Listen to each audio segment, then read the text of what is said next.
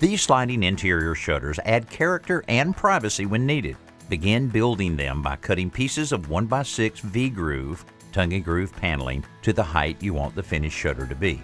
On the table saw, remove the tongue side of one piece before you dry fit several of them together.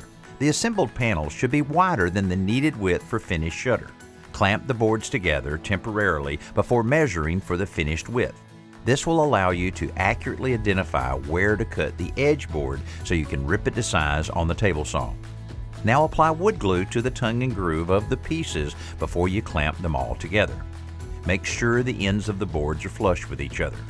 The face frame for the shutter is made from clear primed 1x6, which is ripped down to 2.5 inch wide pieces. These pieces are cut with a 45-degree miter at each end so they match the outer dimensions of the shutter.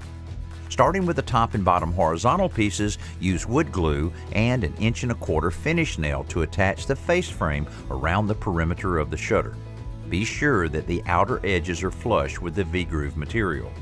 Next, prime the raw wood before caulking any gaps or cracks and putty in the nail holes. Once the shutters are painted, you can cut the groove guide into the bottom of each shutter and install the sliding door hardware based on the hardware manufacturer's instructions.